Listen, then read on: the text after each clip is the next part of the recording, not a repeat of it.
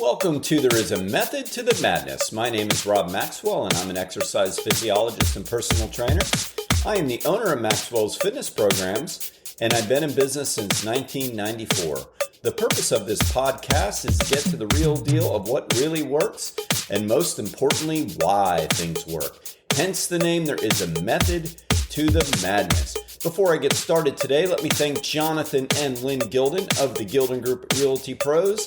They are committed to providing the highest level of customer service in home sales. Why don't you give them a shout and figure out what your home is worth? 386-451-2412. Hello, everybody. How is it going there where you are? This is Coach Rob here, getting ready to talk to you about some physical fitness and health, hopefully, advice.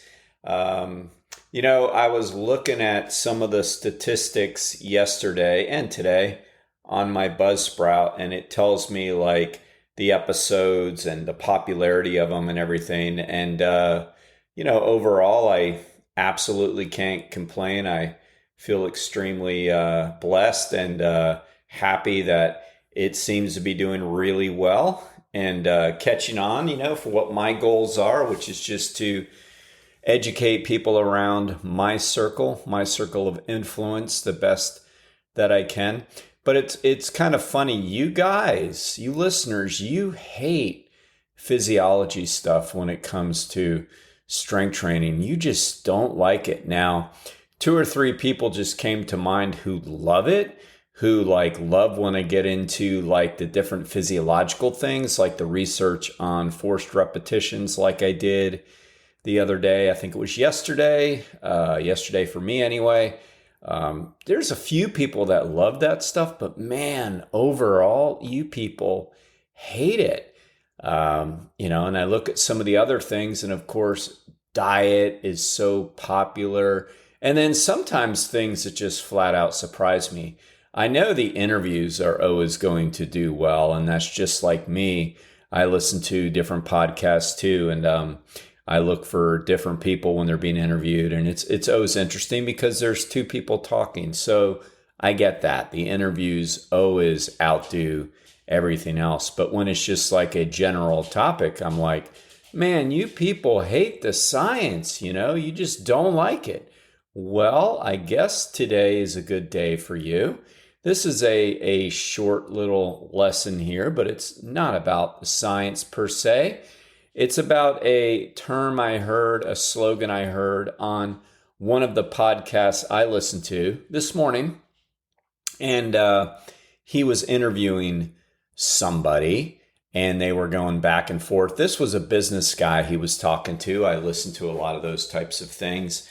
And I don't even know. It was the interviewer that said it. I was about to say, I don't remember which one said it. Not that it should matter, but he said that the ability to use tools is a human being's superpower. And I stopped and I thought about that. And, that's so true. And of course, when you study us as a species, we see that that's been true through the years. When we go way back, we see that that's absolutely been true. That's where we stand out. Our ability to use physical tools has helped us, build and do what we do to evolve. And I guess to advance, depends on how you look at it. But, it's true from that standpoint. But he wasn't necessarily talking about that like past tense, but more like today. If we have the ability to use our tools better than, say, other people, or better than we used to, it's our superpower to get better. And I thought about that in regards to physical fitness, and that's absolutely so true. I mean, there are a lot of tools we can benefit from in physical fitness, but we have to know how to use them. And, naturally what comes to mind are the things of today, like the smartwatches and the smartphones and the GPSs and all that good stuff, and the Fitbits, and I guess the computer software where we can log our foods. Yes, all those are tools, but we can go back a little bit further and talk about the different types of tools for strength training, like free weights versus machines versus, say, like bands and tubes. I mean, those are all tools. And then, of course, tools for cardiorespiratory, such as the treadmills and the bikes and the outdoor bikes and things like that. And then all of the tools that swimmers use to hopefully help them get better, like swim fins and pool buoys and those types of things. So there are a lot of tools that aren't just about technology that we have been able to use through the years to help us get fit if we use them correctly. So maybe one of the best things we can do, and one of the best things I can do to help you, is to understand what tools are real important and make sure you educate yourself on how to use them. So for years and years, it's a lot better now, but for years and years, there was always this silly debate among weightlifters, strength trainers, about the difference between free weights and machines. And literally, I can remember being in my late teens, early 20s, and there would be people at the gym that would say, oh, that Nautilus stuff, it's not real strength. It's fake. And I'm thinking, what are they talking about? But being young and naive, I thought that they knew something that I didn't know, but I don't even know what they thought they knew at the time. But there was all these myths and misconceptions that free weights were the superior tool for lifting weights and machines were for beginners, or as some people called it, fake, which still doesn't make sense. To this day, there still sort of lives on the debate that selectorized machines are more for beginners and free weights are more for advanced, but that is absolutely not true. What I want you to do, two things I want you to get out of this today. Number one, I want you to remember that the mode of strength training that we use, whether we use machines, whether we use dumbbells, whether we use plates and free weights, whether we use bands and tubes, or whether we use body weight, they are all tools to make us get stronger. And there is no superior tool. They are all great. And, I can make a whole podcast about the marketing of health and fitness and how certain companies want to turn you against certain modes of equipment. Don't fall for any of that. That's just marketing BS, and you just need to know, first off, to use any tool that you have at your disposal for resistance training. If you come to my gym, you know that we have selectorized machines, we have a Smith machine, we have a little bit of free weight, meaning that a curl bar for some things, and then we have a lot of dumbbells. There's just a lot of tools to use, plenty, sometimes more than enough. And we can utilize them based on what works best for you. If you don't have that, like I have a remote client that I train, and she trains at her office a lot. She's a physician. She is super fit, so she can utilize her own body weight as a tool. I know that sounds strange, but to be able to use your body weight as a tool, you have to be basically really strong. Like it's hard to do pull-ups and push-ups and different kinds of burpees and sit-ups and things and squats and lunges. Like it's not easy. So for her, she can utilize her body weight with very little other kinds of resistance. Sometimes we'll use light dumbbells. Sometimes she'll call me from the park she goes to and she can train at this park. But those are all tools that work for her. For somebody else who's a little deconditioned, maybe a little beat up by arthritis, we're not going to be able to utilize just body weight for tools because they're not going to be able to do a lot of the exercises or joint actions that they need to do. But there is no superior tool. I always tell people, use what you have. I mean, when I travel and I'm outdoors and I don't want to, like if I go to the mountains, I don't necessarily want to spend a lot of time in a gym, although I do love a gym. I'd rather exercise outdoors. So I will do the majority of my strength training after I run, hike, jog, whatever in the mountains. I'll do some what I just described. I'll do some push-ups, I'll do some squats, I'll do some lunges, I'll do things like that. If there's a hotel gym with maybe one cable machine and a few dumbbells, I'll do that and I'll make that absolutely work. Sometimes I go and see this guy who's got a little gym in Ellenville, New York. It's pretty close to where I go, and he's got a complete fitness center, and I'll utilize his selectorized machines as some of his Smith machines, free weights, and dumbbells. I mean, it doesn't matter as long as you are getting the exercises that you need, working your full bodies, doing all the joint actions. That's really the key with that. So there is no better best. Well, there is a better, what's better for you, but there's really not a best, okay? So we need to just know we can utilize any tool at our disposal. And one of the things I like to do as a strength coach is when people tell me that they're going to get some new equipment and they'll ask me what to get, and I'll ask them what kind of space they have, and they'll tell me. I'll help them with that. And then I'll help them get what they need to get the workout they need in the most space efficient manner that we can do. I enjoy doing that, and I enjoy giving people exercises for what they have. So it's not going out and getting all the tools that you need. It's making sure that you utilize the tools at your disposal, and just make sure you understand that there is no better best. There's only better for you. Now, the same could be said when we move on to all these new gadgets that we have. We got the smartwatches, we got the smartphones, we got GPSs, we have all these things. I mean, that's great. Like, I am not anti-technology. What's technology now? Well, technology, I guess the thing everybody's talking about now is AI. Okay, well, I can remember technology 20 years ago. We wouldn't have imagined what was coming down the pike. So technology is always going to be there. So I'm not against it. It's how do we use it? Some people believe, well, I'm not going to use any of that stuff. I'm just going to go run and put on my old watch. Okay, that's great. Like, you don't have to use it.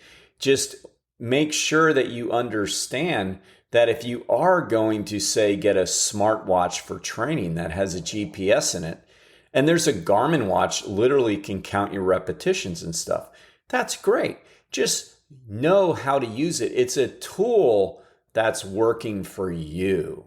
You got to make sure that you understand that. Sometimes we don't have it as much as we used to. I think maybe the phase burned out a little bit. I don't know, or maybe we just got lucky. But we had some people there for a while that were like obsessed with starting their exercise watch like right when they start. And then like if they stop to go get a drink of water, they'll stop their watch, and then they'll start their set and they realize they forgot that they didn't start their watch. So they'll stop their exercise set and they'll restart their watch. And I'm sitting there like rolling my eyes like, dude, you're working out. Like, you don't need that really. So we have to understand what these tools can do to benefit us. And in the case of some of these smartwatches, well, in all of these smartwatches, the thing you have to understand is they don't calculate your calories burned very well at all. They're better than they used to be. But when it says you burn, say, like 300 calories in a workout, the standard deviation on that is huge. You probably didn't. I don't care what the number is. It's probably not right. With some people, it's going to give you less of a number than you really did. Most people, it's going to give you more.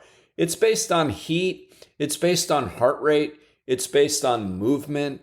If you don't have it really tight, it's not going to get heart rate very well. So they're just not overly accurate.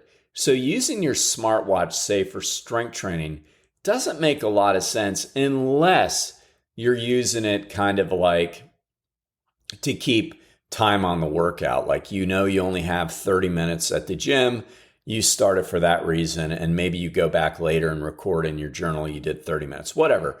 But as far as any of the other tools you're going to get out of it, like I said, I'll play with the Garmin, I'll start it, and I'm amazed sometimes that it will literally, I'll hit set, and then it will count the reps. I'm like, how did it know? And I go back later, it says pull up. I'm like, wow, it knew I was doing a pull up. But then most of the time it's really inaccurate. It gets like half the reps or double the reps. And sometimes, most of the time, I would say 75% of the time it says exercise unknown.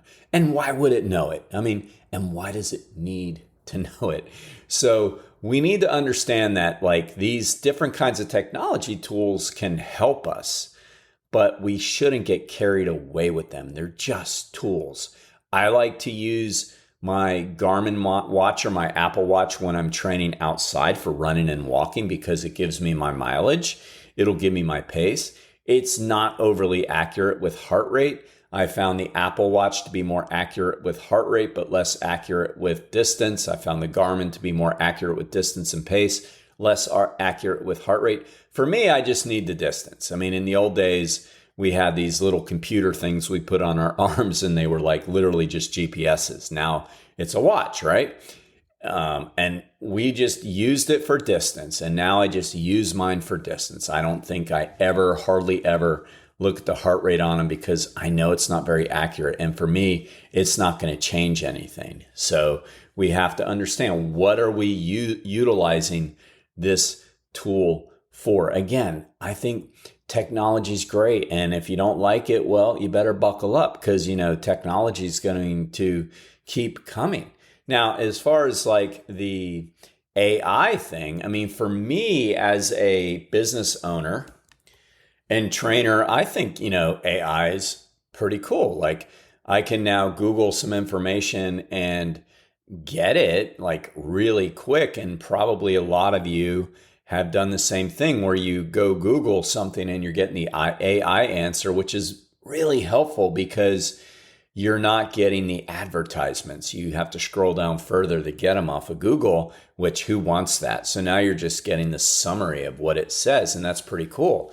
And I'll do some research for something I'm writing, whether it be the emails I send out. I do some research for those, and for my books, and I'll start the research there, and I'll dig and I'll see what I see, and then whatever it shows me, I'll go back and go get the books, the manuals, and look it up myself. But that's a pretty cool tool, but I have to know how to use it because sometimes it's wrong. And AI specialists will tell you that. They'll say it's learning as it goes. It's not always 100% accurate. So we have to know how to use our tools. We can't get away from the fact that when we strength train, we need resistance. And that's the bottom line. We need to pick the right exercises for us. We need to understand for us what's the best repetition range. We need to do the exercise the best way we can. And that's another way AI can help you. You can go on and get a YouTube video, or you can go to ChatGPT and it will break down literally how to do an exercise. I think that's all good stuff. But the key is you still have to do these things. To my knowledge, there's no AI that can exercise for you. It can assist you, but you're still going to have to do the work. And the same is for cardio. You're still going to have to move. We can get all this technology to give us different data and feedback we want, but you still have to put in the work. So really, it's about utilizing your tools. If you've got them, use them. If you feel like the specific thing that you have isn't helping you a lot, meaning that it's just kind of like, well, I don't know what to do with this, then don't utilize it. I mean, there's so many things on smartwatches that I don't use, and I'm like, why is this even on here? So don't worry about it. Remember, you use the tool. Don't let the tool use you and change your exercise, all right? If you have any questions regarding how to use some of these things, or if you want my opinion on the best piece of equipment for you, give me a shout. I love answering questions like this. Please make sure that you download this. It really helps my numbers. Please share it on your own social media. I love when I see people share these. I really am doing this to try to help people. I want to give people the scientific framework so they at least are getting some information that I hope helps them. All right? Keep working out, people. Thank you for listening to today's show. I ask you to please follow this show on wherever you get your podcasts. And also, please hit automatic downloads. It really helps me and it helps the show. Now I want to thank Overhead Door of Daytona Beach, the premier garage door company in Volusia County, with the best product, with the best service. I can vouch for Jeff and Zach Hawk, the owners. They are great people. If you need any help with your garage doors, give them a shout. 386-222-3165.